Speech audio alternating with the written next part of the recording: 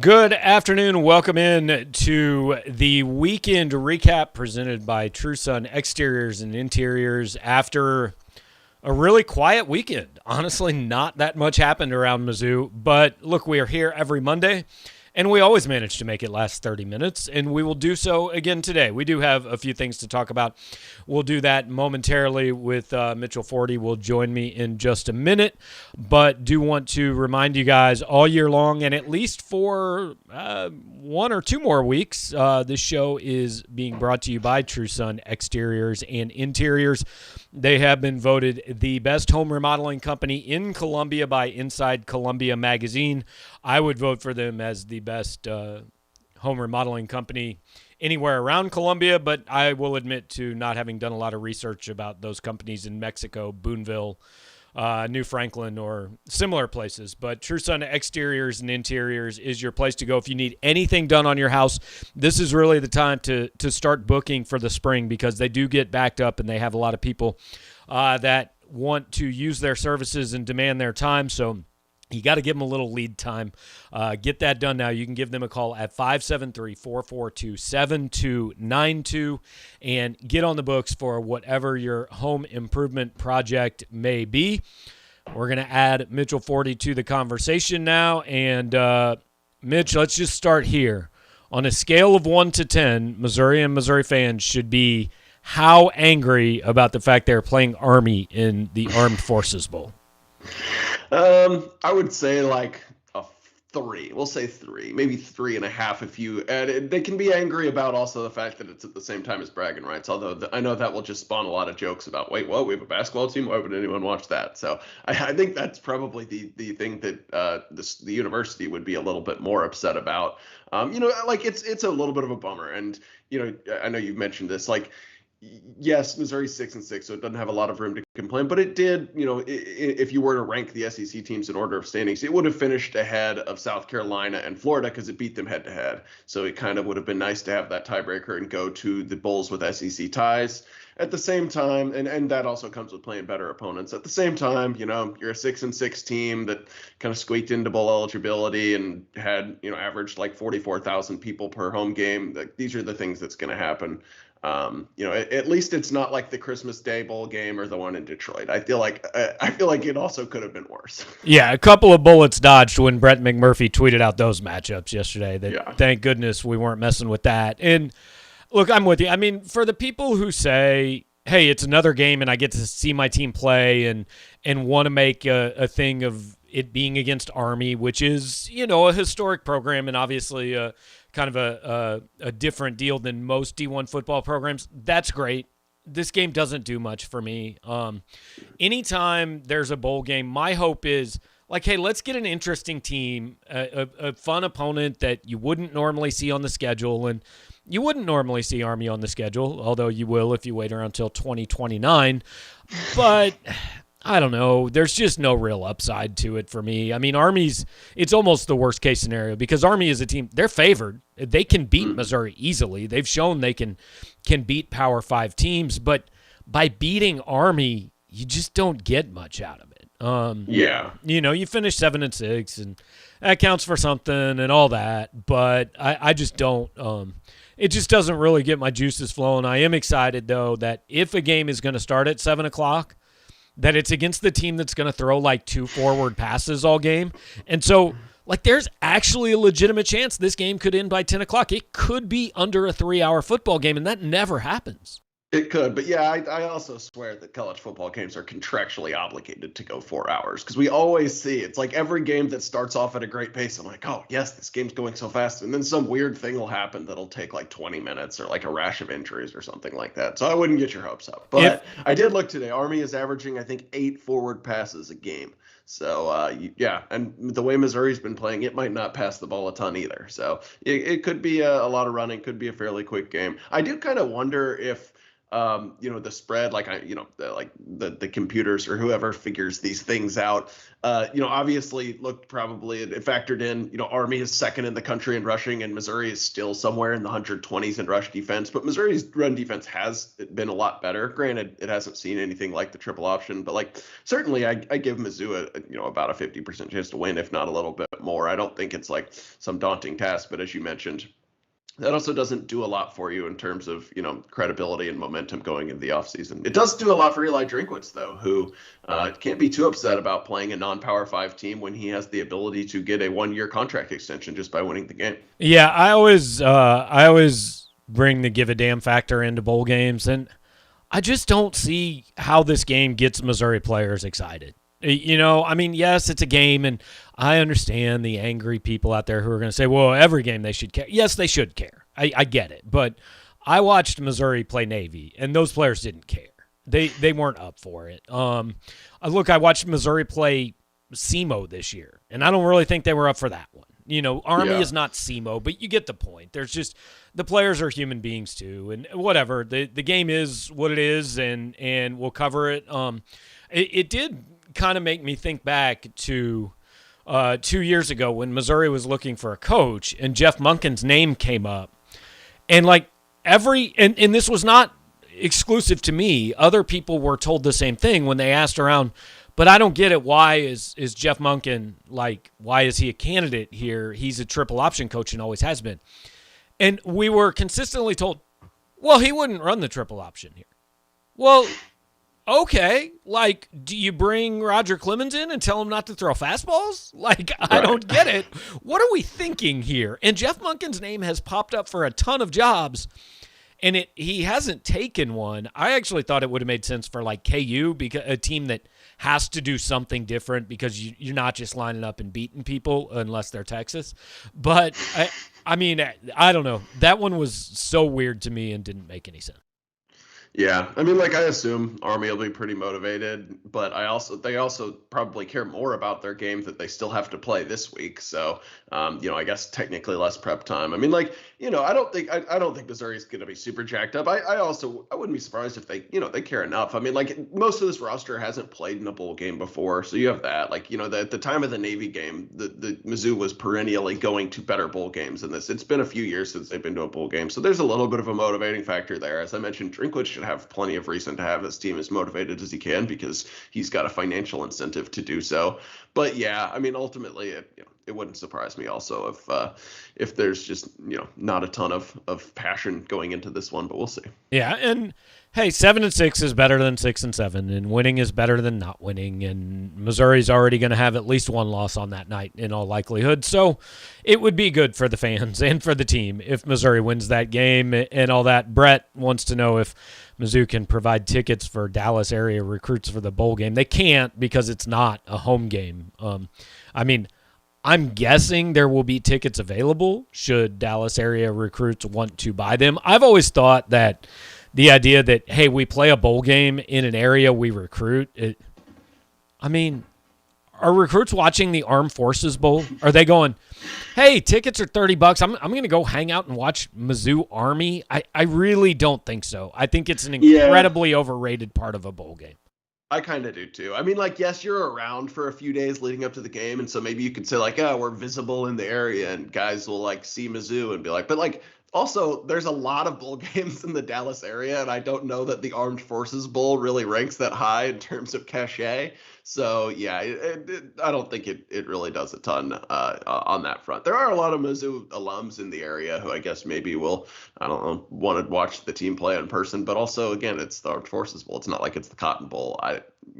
We'll see. Yeah, there will be some people there. Whatever. The game will happen. I'm going to go down for it while you're at bragging rights, and we'll cover it and all that. I'm interested. I have no idea if we're going to get to see any of practices or really even talk to anybody before Missouri is in this game. I'm not saying we won't. We haven't been told that we will. So we'll see what happens, what our access to the football team and what news might be like over the next 2 weeks. But it's really mostly about recruiting, which we do the recruiting show tomorrow, so not going to spend a lot of time on it here. But we were texting a little bit. I mean, this weekend it was like, yeah, we'll sit around and wait for the bowl announcement. But other than that, like, nothing happened. I actually watched a lot of college football, and like, we'll get into a little bit more college football stuff. But we now live in a world, Mitch, where Billy Napier makes $7 million at Florida, and Mario Cristobal makes $8 million after just getting his ass run up and down the field twice in 3 weeks by Utah. And by the way, he replaced a guy that, to my knowledge, hasn't actually technically been let go yet. So this is college football now. It's insane. Yeah, it kind of feels like there's no rules. There's certainly no like standard for pay. I mean, like the pay scale has just gotten blown out of the water. You know, everyone who's up for an extension here in the next couple of years has to be salivating because, you know, I mean, at this point, if you're not making $5-6 million a year, you're not trying. So yeah, it's crazy. I don't know. It's fun. It's fun when you're watching from a distance, but it also, I mean, like it really does, you know, kind of make you shake your head sometimes. I mean, like hiring a coach while your current coach is still employed, and some of the other stuff has been wild. And hiring a coach who Mario Cristobal is 62-61 in his career as a head coach. Like he took over one of the two programs that should wake up in the Pac-12 title game every year, and they got there, but they got embarrassed in it again. I don't get it, but to tie it into Mizzou, seriously, is it out of the question? I mean, let's remember who Eli Drinkwitz's agent is here. For those of you who somehow don't know, it's Jimmy Sexton, who controls every piece in college football. Is it out of the question that if you're Jimmy Sexton, you're calling Missouri and going, hey, yo, man, your guy's $4 million? What are you doing here? Do you even want this guy here? Like, yeah, I know he's 11-11 as a head coach, but look, a guy who has never coached a game in the SEC just got paid 7.1. So we got to talk about getting my guy up to 5. Is that out of the question this offseason? I mean, nothing's out of the question. Like before this offseason, I would have said yes, but like, I mean, as we've seen, there is no like standard anymore. I mean, like all this stuff that's happened, I would have never expected, coaches to leave Oklahoma and Notre Dame. I would never have expected some of the numbers we're seeing from a pay scale standpoint. I would have never expected to see a school hire a coach while it still has a coach. Like it's been crazy. I would be still surprised though, just because, I mean, one, Drinkwitz was probably objectively overpaid to start. Given his lack of experience as a head coach, and two, I don't know. I feel like you don't want to necessarily waste or put strain on a relationship when you don't have to, because there may be a time when you're saying, hey, I deserve another year versus you could look elsewhere. Like at this point, when you're 500 and you have a chance to get a raise right now by beating Army, which is kind of hilarious. I mean, like that's not really the type of thing that you would think would get a raise and an extension. It would seem a little bit weird to me to, push for more, but I'm not ruling anything out with Jimmy Sexton. Right. So it's probably not happening, but like these shows every week are based on things that might or might not happen. So what the hell? Let's go down this rabbit hole. So if that call is made, like, what do you do if you're Desiree Reed-Francois? How do you respond? I don't know. I mean, I'm glad that's not my job. I would probably say, like, what is he going to leave? Like, where's he going to go? Because there's not really, I don't think, any other Power 5 schools that are necessarily chomping at the bit. I mean, like, maybe Duke would take him, but I don't think Eli Drinkwitz would want to leave for Duke. I don't think they would pay him $5 million, and that's a very hard job. So I would probably call the bluff. And like I said, you could say like, well, you if you just beat Army, you could get another year added to the contract and $100,000 raise, and all that money is guaranteed. So that would probably be what I'd say. But I would not want to play poker with Jimmy Sexton. Yeah, but my response, the call would take 10 seconds. It would just be, are you blanking kidding me? That's it. We're done. Call me next year. Win some games. Call me next year. We'll see how that goes. And again, it's not. It's probably not going to happen. I mean, I don't know. Again, the whole thing's stupid and broken, and sure, anything can happen, and good for them. Like, I don't hold it against the coaches. If somebody would pay me that amount of money to coach football, I would learn how to coach football and go do it. But, whatever. So, given that most of the stuff in college football really wasn't around Mizzou, like, what to you was like the biggest hey, this happened over the weekend, out of all the championships and the rankings and all that? What kind of jumped out to you is, hey, this is the one that caught my attention? Yeah, I mean, the only one that was a real surprise to me was what Alabama did to Georgia. And not just that Alabama won, but I mean, they just shredded that defense. And, we thought that was, virtually invincible defense, one of the best we'd ever seen going into that game. And Alabama just destroyed them, particularly the secondary, although Alabama's offensive line, which had looked terrible the week before, did a really good job as well. So, I mean, I think it kind of continues to show that there is no one, dominant or really, incredible team this year as we've seen the past couple years, because I think Alabama is still flawed as well, although I'm sure that, they have to be kind of the title favorite at this point.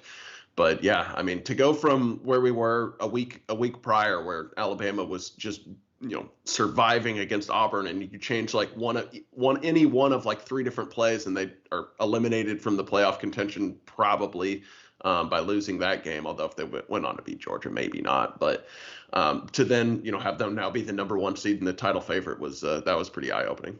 Yeah, the best game of the weekend to me was Oklahoma State literally missing the Big 12 title by 8 inches or something like that. But the best story, I mean, it has to be that Cincinnati's in this thing. And, like, I want to be clear. I think the fact that Cincinnati's in it I don't think they're one of the 4 best teams in college football. I think if they played in the SEC, they would have a good 9-3 or 10-2 season. But, hey, they only did what they could do, and they got in. But the oddity of it is Cincinnati's in the playoff this year because of what it did last year. Like, if Cincinnati starts this season ranked 21st, they're not in the playoff. They have the exact same season. They're not in the playoff. So the whole thing just kind of shows. And also, like, I think there's an argument to be made that Georgia shouldn't really be in the playoff, not because they're not one of the 4 best teams. I still think, honestly, they're the best team, but, like, they had their game and they lost it. Like, that should have been the first round of the playoff, and that's what I've always thought. Like, make the conference title games the first round of the playoff, and then you've got something. But if Georgia beats Alabama in January whatever, why is Georgia the national champ any more than Alabama is the national champ? Right, yeah, the rematch thing is weird. We've seen it obviously a few times here over the past several years. So yeah, I kind of agree. I mean, like I don't know. It makes the conference championships actually mean something. Mean a little bit more if the winner is eliminated and the loser is eliminated, and the winner would maybe for sure get a berth in the playoff especially if you're talking expansion where you could include the winners of all 5 Power 5 leagues. So. Yeah, I don't know. I agree that the best game for sure was that Oklahoma State Baylor game. I mean, it was a mess, but it was fun. It was fun to watch. But yeah, I don't know.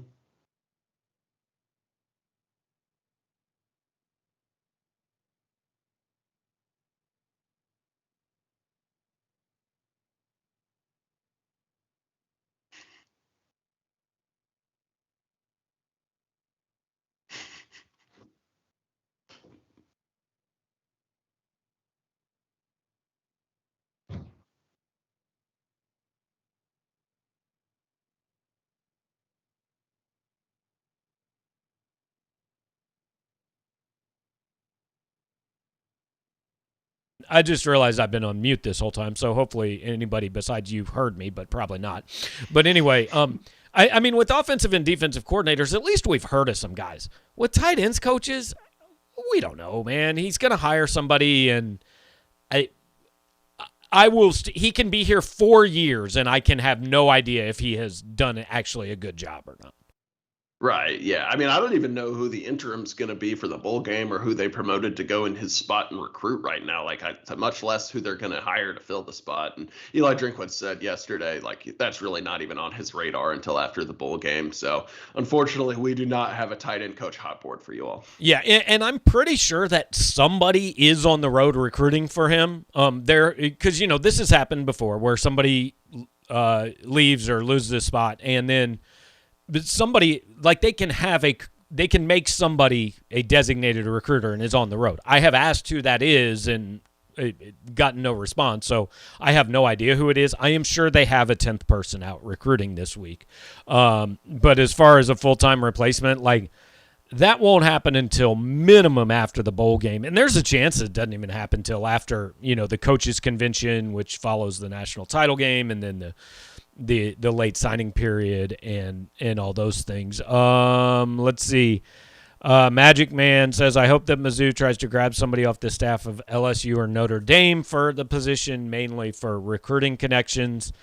Yeah, I mean, look, the bottom line is you get the best recruiter, right? I mean, that you can get. It's not to denigrate coaching tight ends, but it's not like one guy has some magic tool and knows all these drills that suddenly make his tight ends better than other people's tight ends. It's about recruiting, and the most interesting part of it for me will be, does whoever he hires then become the lead guy in Kansas City, or does he shake around the responsibilities a little bit and put somebody else on staff in charge of Kansas City based on who he hires?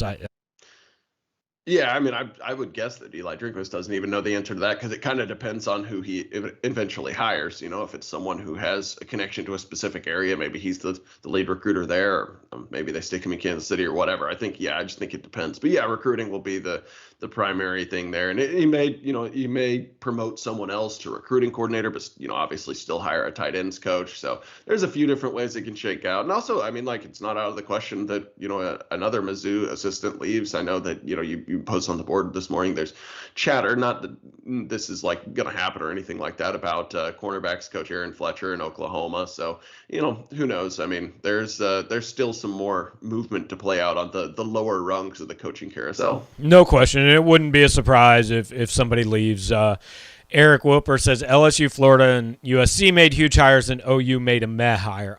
I mean, here's the thing. We've got no clue, right? The day Oklahoma hired Bob Stoops, how many people thought, "Oh, this is huge. Like, he's going to he's winning a national title in year 2 and he's going to become a college football Hall of Famer." Nobody. The most interesting part of OU to me is, in 75 years, they've hired exactly one guy who had head coaching experience. It was Howard Schnellenberger. He was there 1 year. They fired him, and they won the national title the next year, or played for it, I think. So we don't know, man. It's here is how people generally assess coaching hires, I think, fans. Did my team hire him? Excellent hire. Did a different team hire him? Trash, clearly going to be bad. And I'm not making fun of Eric here. I don't know if Brent Venables could be great. He could be awful. I have zero idea. But I know what we have to do is assess hires on the day they were made. And on the surface of those 4, on the surface, I would say USC made the best hire. Because half of OU's recruiting class is already now USC's recruiting class. And, oh, by the way, the Pac-12 sucks. Like, all he has to do is be average there, and he's probably winning some Pac-12 titles and going to the playoffs. So, of those 4, day one, I think USC's hire is the best. But if we're talking in 4 years and Lincoln Riley's gotten fired and Brent Venables has made 3 playoffs, it won't be a huge shock. Yeah, right. I mean, I've given up on trying to, give an impression or grade college coaching hires the day they're made, because, I mean, like, I thought Scott Frost was a home run. I thought Dan Mullen was a great hire. I'm sure I could think of others too. Tom Herman at Texas, I thought that was going to work great. But yeah, I mean, like, obviously, it's hard to envision Lincoln Riley being a total flameout at Oklahoma, just because he's so well established and skill players want to play for him. I mean, we've seen that. He was able to get guys from LA to Oklahoma to play for his offense, so it shouldn't be that hard to keep them in the state of California to play for his offense. And as we've said many times, getting the players is the main. I think that's more than half the battle. If you do get good players, it's hard to really screw it up. So we will see. I don't know. I definitely, though, I'm not gonna go out and claim that any of these is a slam dunk or a sure thing. Jeffrey Goodson wants to know about Spencer Rattler and if that's a real possibility. I will say it is a possibility. Real possibility, I don't really know. I have not even tried to contact Spencer Rattler because I don't think my chances are probably great. The kid doesn't really talk. I know Mike Farrell tweeted out 5 schools that were on his list on Friday. I talked a little bit with Mike, and he said, look, the kid's list changes every day. It might be different tomorrow. I mean, who knows? So is it possible that Missouri could go after and get Spencer Rattler? Yes. Is it? I have no idea what the chances are. It would be interesting to me as far as, a quarterback transfer, and there's no need to have the same conversation again. But what they do at quarterback in the next 2 months, and who sticks around and who doesn't, and oh, by the way, who plays the bowl game, I mean, there's a lot of questions to be answered at the most important position on the field, and it's going to have a lot to do with what this program is in the next 3 or 4 years. Yeah, we've been saying that. I mean, that is the question that's going to dominate the offseason and definitely the next few weeks before the bowl game. Do you know? I assume Rattler's not like locked into trying to commit somewhere before the early signing period, right? Not to my knowledge. I really have no idea. I mean, the truth is he could go pro if he wanted to. Now, right. I'm not sure that he's. His draft stock is very high after this season, to be quite honest, but he could.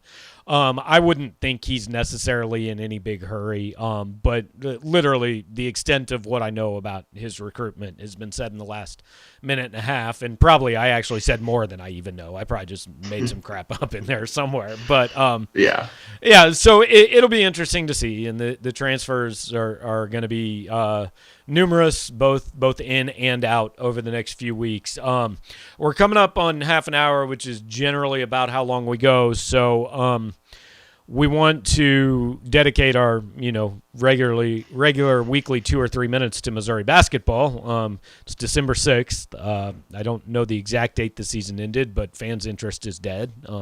So that feels like about the right amount of time. Mitch, the net rankings came out. Missouri's better than like a couple teams. Not teams you've heard of, but they are better than some teams. Yeah, they are number 278 out of, I think it's 358 Division I teams. They are just behind, I believe, North Carolina A&T and Quinnipiac. They're the lowest Power 5 team. They are ahead of South Florida, who I guess you could say is kind of high major E in the Atlantic or in the American, but it's not great. Yeah, 278. I mean, I looked at for what I wrote this morning, I looked at KenPom because, by the way, they're like 144 there, I think.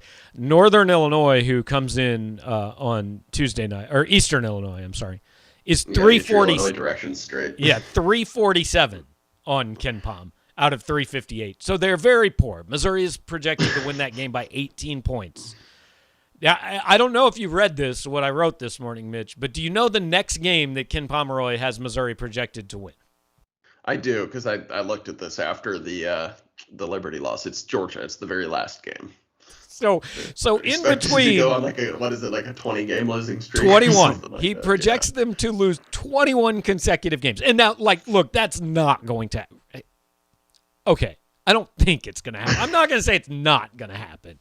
Yeah. But I would be stunned if Missouri managed to lose 21 straight college basketball games. God, that would be – I just need a minute to wrap my head around what the hell we would do if that happened. I don't know, man. Not fun.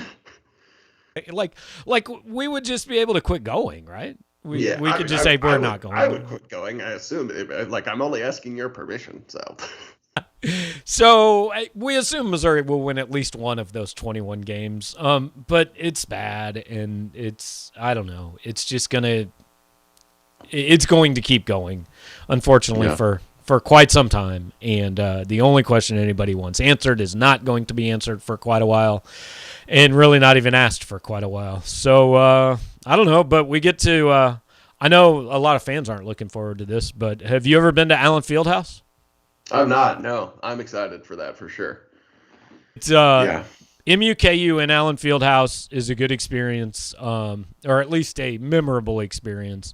I have a feeling all the KU fans that don't care about this game and don't want to play that stupid team that left the conference are going to be very excited about it for a couple of hours. And they will play the Grandpa Simpson video on the Jumbotron, and it will be incredible. And then the game will start, and it will be significantly worse. But no, I mean, I'm excited. I think it'll be a bloodbath, but it'll be cool to see a game in that atmosphere, and especially a rivalry game that I think will have some juice. And so that's where we're at. I don't know anything else. If you want to talk about Teddy Bridgewater and his performance last night, we can. But I'll pass. Okay. Well, I'm glad you got to see the like the 6th most boring game the Chiefs have played this year because they're all boring now. They're not even fun to watch.